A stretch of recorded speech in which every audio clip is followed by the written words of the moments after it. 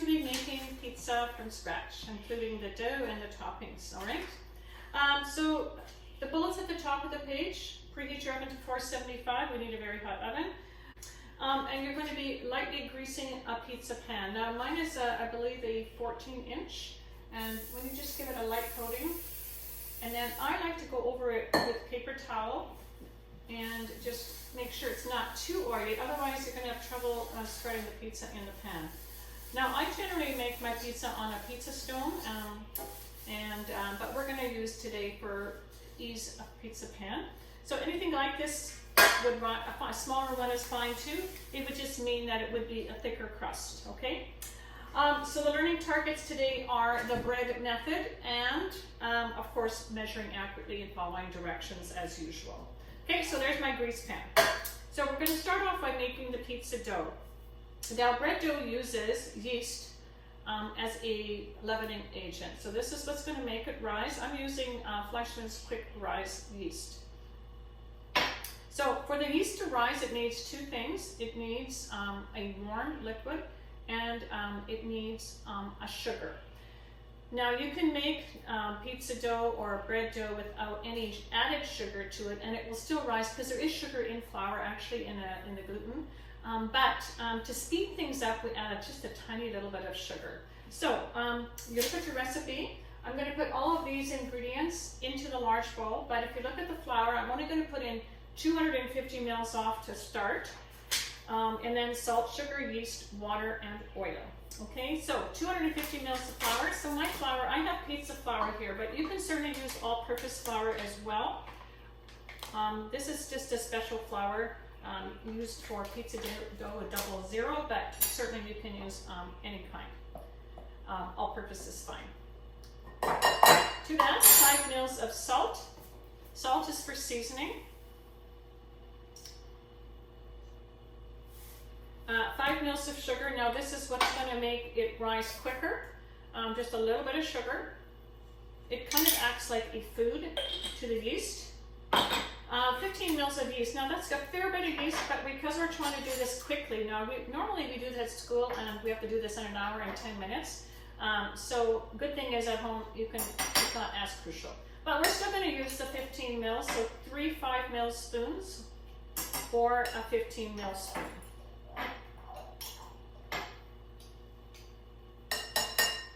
And then you need a warm water. Now the water must be no hotter than 110 degrees. If you have a thermometer, you can certainly use it.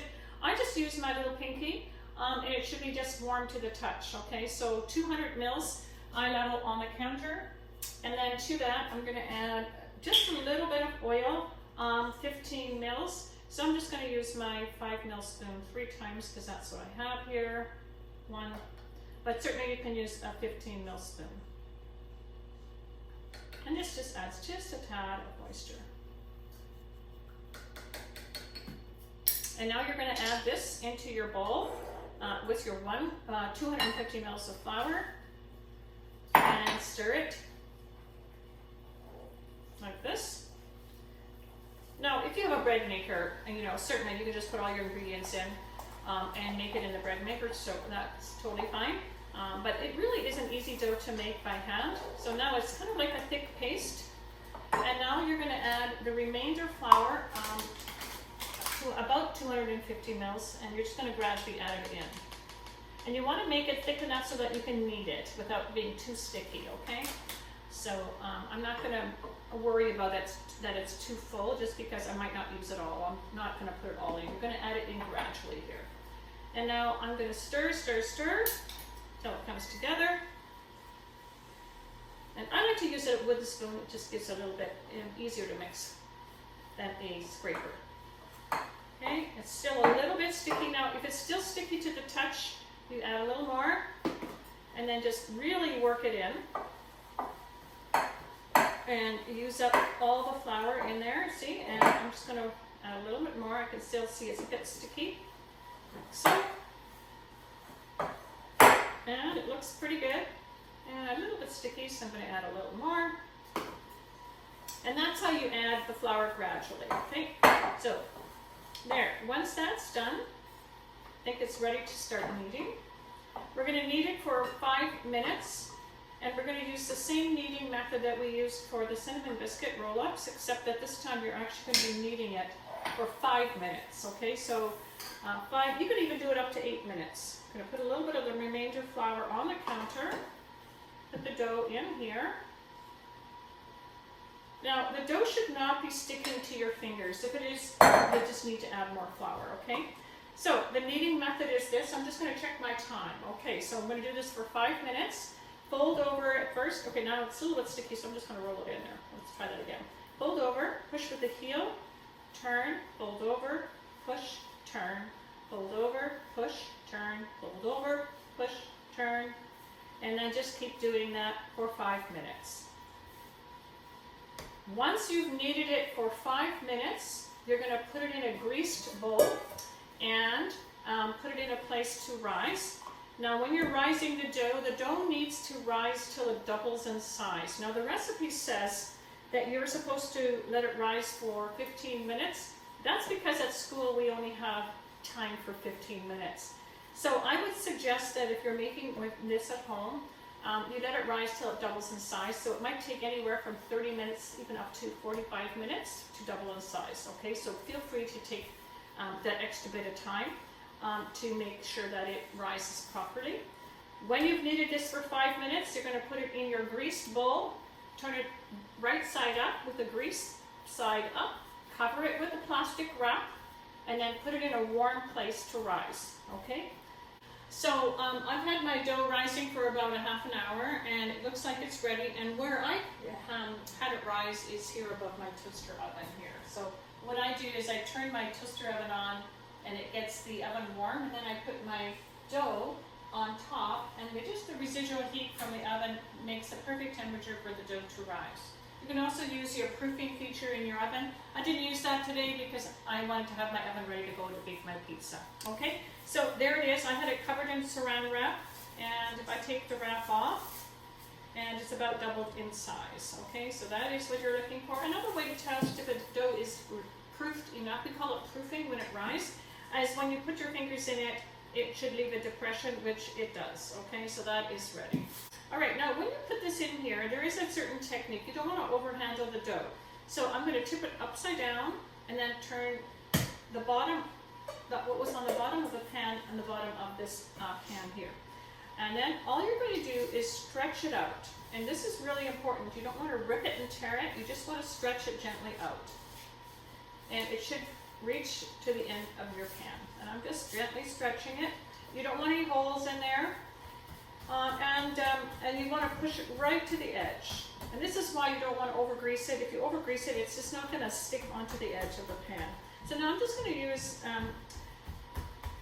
this part of my hand here just to push it into the corners, into the edge. And then I'm just going to also use my knuckles just to keep it in place.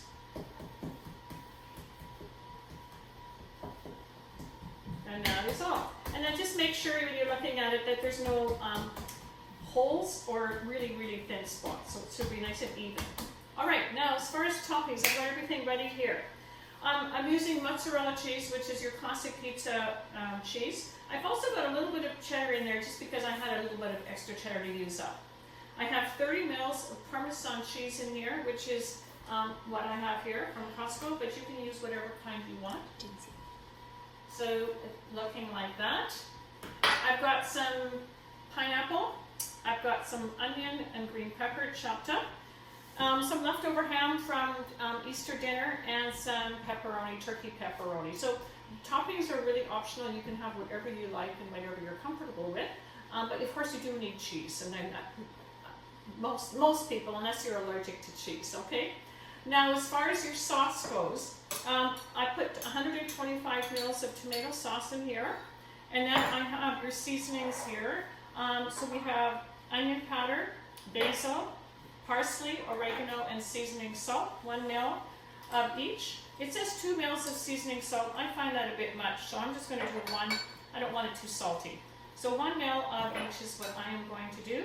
Now, if you don't have all these seasonings or the tomato sauce and you have pizza sauce in your fridge, or This is a ready-to-go pizza sauce. You can certainly use that instead of this, okay? So if you have tomato sauce and these seasonings, do that. It's listed on your recipe. Or if you're at home and you do have the pizza sauce ready-made, certainly you can use that. Just use 125 mils of that. Now when you're assembling it, your sauce goes on first. And then you're just going to spread it around. Now, one of the enemies of pizza is moisture. Now, as you know, and as I mentioned before, pizzas are baked in a very hot oven, and 900 degrees is the traditional heat. It really only takes 5 or 6 minutes then, and then moisture evaporates really quickly, and that really helps when so you have a nice crisp crust. So this will be a bit of a challenge in our home ovens when we can actually go to 500 on ours, but I'm doing 475 just I want to make sure we stay safe. So 475 is the oven, and we're going to be baking this for about anywhere from 12 to 15 minutes. All right, so spread that around. The next thing you're going to put on, order is important here, is your Parmesan cheese. The Parmesan cheese is going to do two things: add another layer of flavor, and it's also going to bind the sauce a little bit so it doesn't get runny. Then you're going to add most of your mozzarella cheese now. So just spread your mozzarella cheese on. Your toppings are going to go on top of the cheese. The reason we do that is that cheese acts like a lid. If you put the toppings on and then the cheese on top, the cheese is going to trap the moisture from the toppings, and then the moisture just goes down and you get a soggy crust. So you want to put most of the cheese on now, and the rest of the cheese is just going to use for garnish. So go like that. Now order is important. You want driest to the most wet, and the things that have the most moisture are the vegetables and the fruit. So I'm going to do the ham and the pepperoni, and I'm just going to sprinkle it on. And I like to dice the ham. So leftover Easter ham is perfect for a pizza, I think. And then I've got some turkey pepperoni here. And I'm just going to lay that around and spread that around a bit. And then I've got some red onion and some chopped green pepper. Now obviously you can do what you like. It's really nice to add some extra color to it. Green pepper just looks beautiful on a pizza, and also the flavor of a green pepper just really enhances the pizza. So if you've never tried it, I would suggest to do it. A couple of raisins, it looks pretty, and of course it's a vegetable, so it's healthy. It's a nice light option, and it adds a little bit of texture as well. Any kind of meat that you use, you must use cooked meat, okay? So make sure it is a cooked meat of some kind, not raw meat. Okay, so now I'm just going to sprinkle this green, and you can see how pretty it is when you add a little bit of flecks of green. And I've got some red onion here. An option for onion is you can also caramelize your onions, and that just adds a bit of sweetness to the onions. And the caramelization is really when you just basically fry your onions on a lower heat for about 15 to 20 minutes, and with a little bit of oil, and it gets really nice and golden brown and adds a bit of sweetness to your pizza. But I'm just using raw red onion here, and a sprinkle of that, and then the pineapple, and I'm using fresh pineapple. You can use canned or fresh. Now the pineapple has quite a bit of juice in it, so make sure it's at the very top. If you're using mushroom, again, mushrooms, they feel dry, but they actually have a lot of moisture, so make sure they're on the top as well, not underneath the meat, because then moisture really does need to evaporate. So I'm just going to spread this pineapple around evenly, and then I'm just going to garnish with the last little bit of cheese.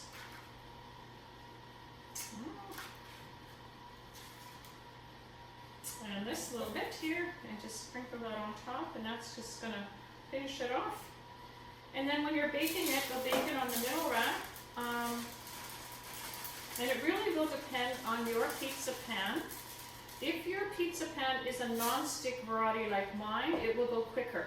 If you're using a just a regular pizza pan, it's kind of aluminum color, it will definitely take at least 5 minutes longer. All right, so I'm going to put it in my oven, the middle rack, put my head back, it's very hot, and I'll check it again in 12 minutes.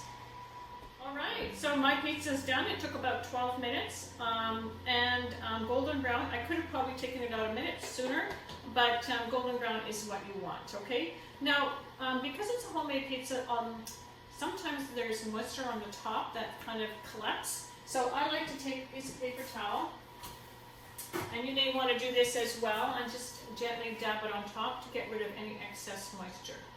And I would let it set in the pan for about a minute or two before you try to take it out, just because if it's really warm, the toppings are going to shift, okay? So just take a piece of paper towel, dab off any excess oil or juices from your fruit, and if you're using fruit and vegetables.